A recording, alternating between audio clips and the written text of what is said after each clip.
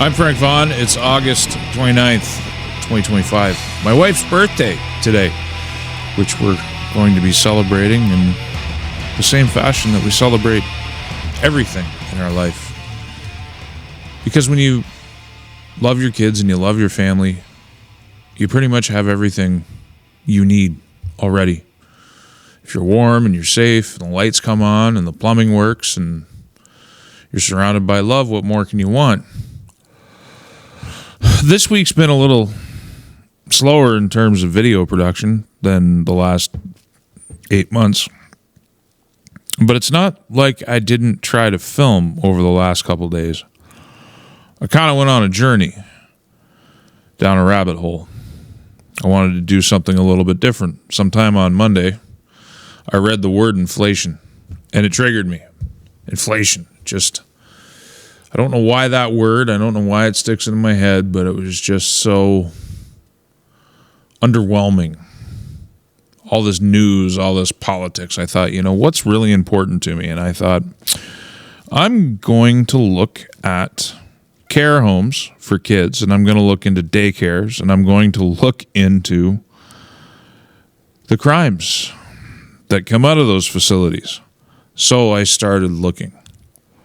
I had a conversation with a social worker who is very familiar with these issues. I had a conversation previously about somebody who's familiar with issues emanating from the reserve system. But it's not just reserves, it's off reserve too. You don't have to go far. You just have to scratch the surface of the daycare system in this country or in the United States to uncover unspeakable horrors. Now, it's not going to be everybody, and I'm not trying to defame everybody, but one in particular, which I watched, involved an illegal daycare that had dozens of kids in their care. Infants, 2, 3-year-olds, 4-year-olds, all the way up to 10, 12-year-olds.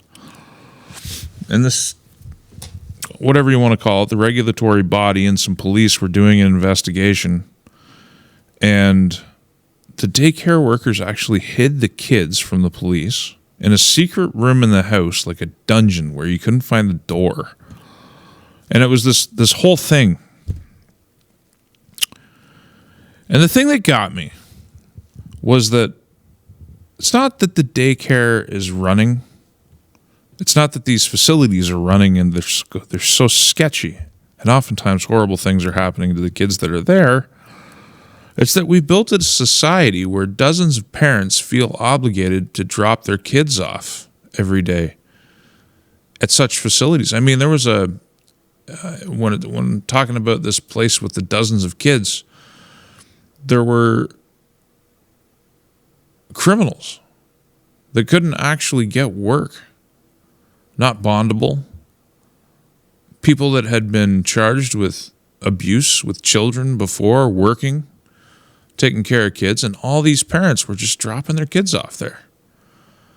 I can't imagine being in that situation without knowing a thorough background on the people that I'm leaving my kids with. But this rabbit hole has consumed me over the last 3 days to the point where I've lost an enormous amount of sleep, and I'm barely awake sitting here talking to you about it. And I tried to film about it, and I ended up more or less just giving up because it's so bad. But it's not just the daycares and the care homes.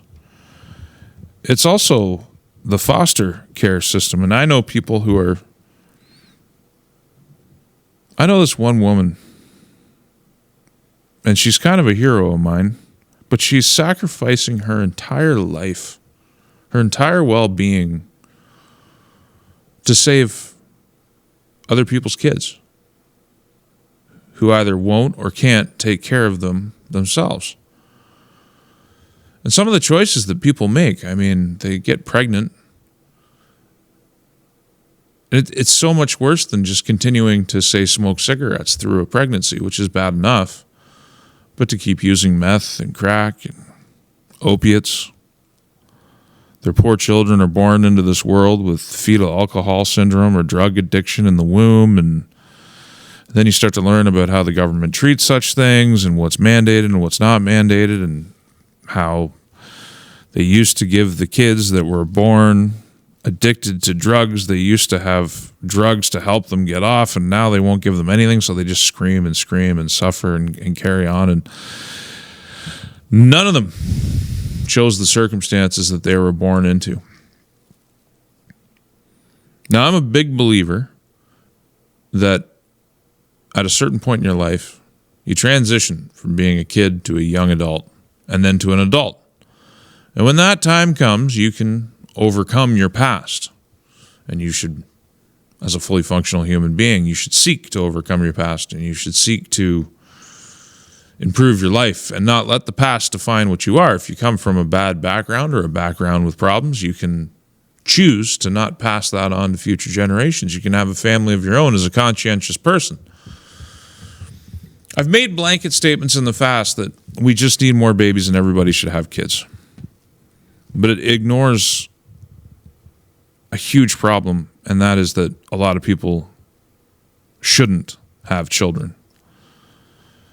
And when I say that, it doesn't mean we stop needing kids, and it doesn't mean that those kids can't grow up and overcome the circumstances that they were born into. But the parent themselves does not deserve the responsibility of having a child. The kinds of abuse and neglect that are so horribly commonplace has really rattled me. But it has brought into focus the fact that I can't blame a child for anything. I can't blame them for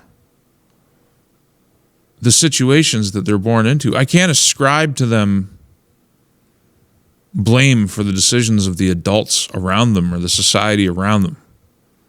I truly think that babies and children are born innocent, and even if they're made evil or rendered evil by their circumstances, how much responsibility can you place on that child? Now, just to be clear, my focus when it comes to daycares, or my focus when it comes to the state of children in many a family, had nothing at all to do with Gaza. It had to do very specifically with Canada and the United States.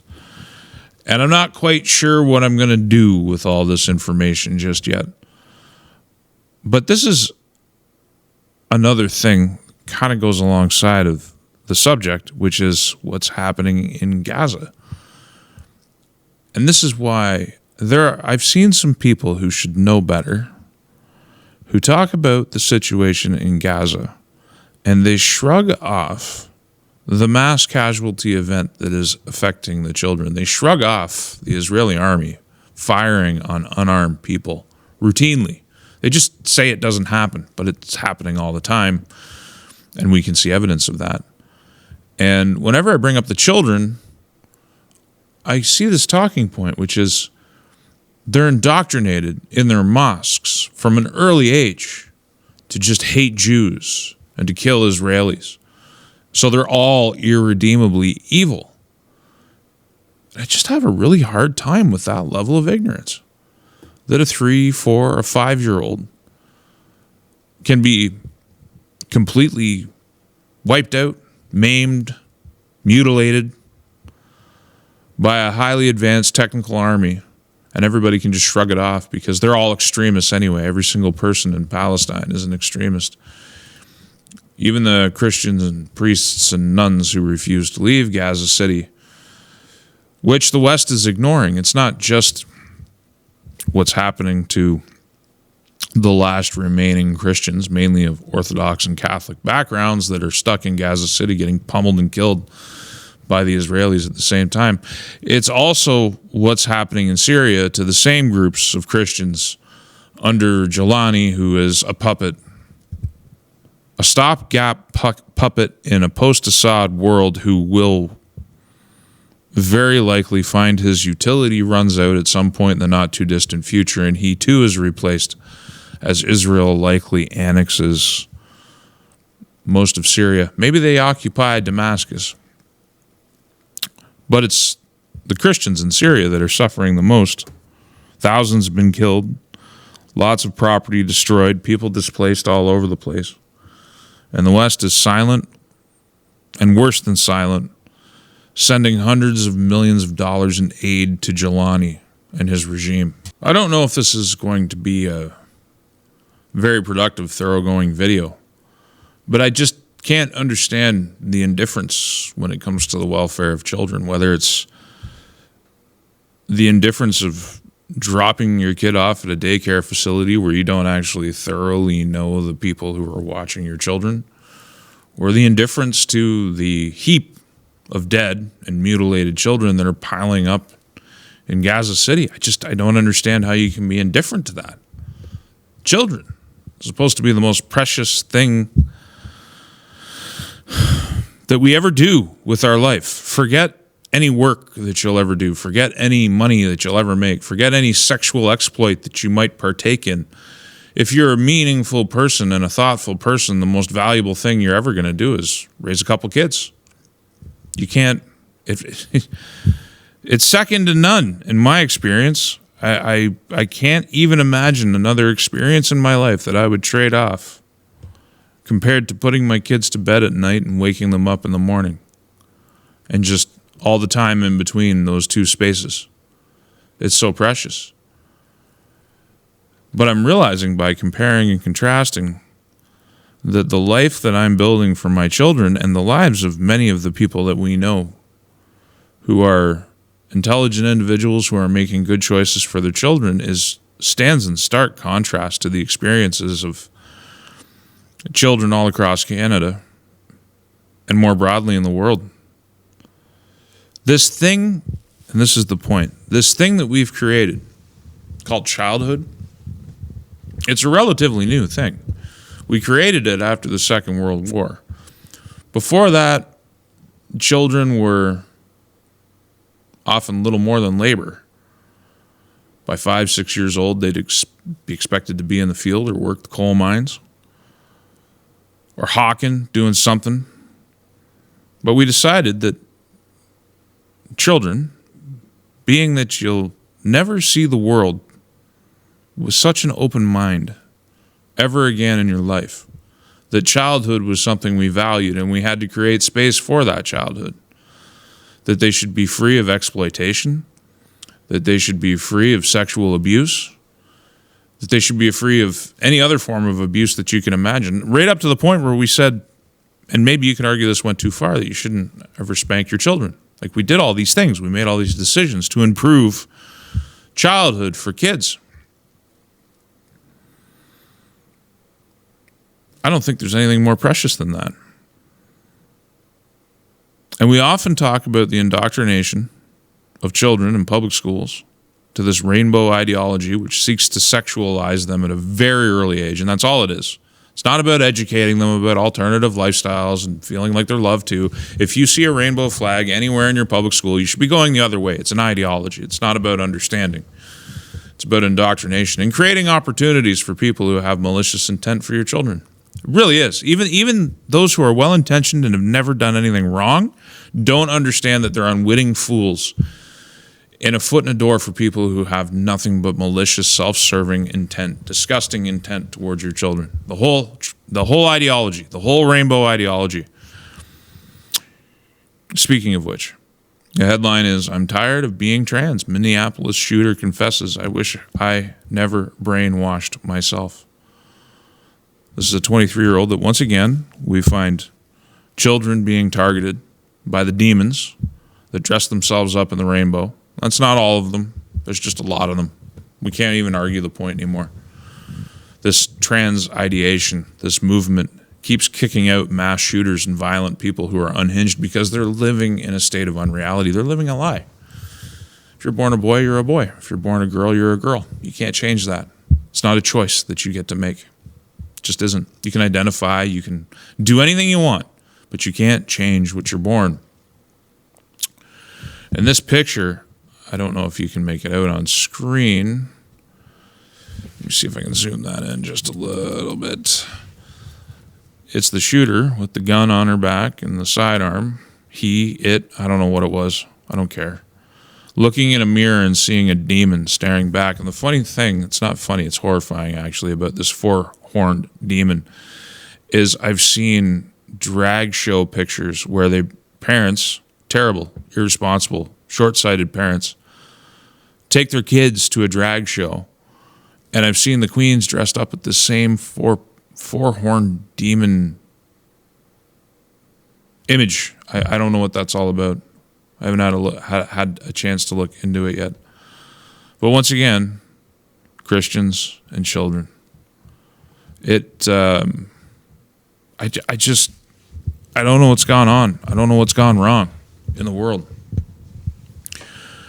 The people who went and fought in the Second World War, who committed a mass casualty event, who did unspeakable things. It's not just the Germans who did unspeakable things. The Russians did too. And so did the Allies. We weren't very kind to the German people, who themselves were caught up in a nightmare that they couldn't get out from underneath of, though some did try. We were not kind. There was a lot of summary execution. There was a lot of raping and pillaging that went on at Allied hands. We did the firebombing of Dresden. We firebombed many German cities. And again, you come up against the fact that there's all these children being indiscriminately killed. And I have a problem with that. There's something deep and dark about all of that. But those people who went there and did those things and liberated Europe, they came back after doing those unspeakable things and seeing things with their eyes. Trainloads of corpses that came out of those concentration camps, which people nowadays deny that even happened, even though there's such a body of evidence of exactly what the Germans were up to. There's people who are like, nuh-uh, didn't happen. They came back from those horrible, unspeakable things, and they made the decision that they didn't want to create a politically correct society. They came back and they fell into their typical gender roles and decided that childhood was a thing that should be created and fostered. The childhood innocence was something to be protected through a legal regime.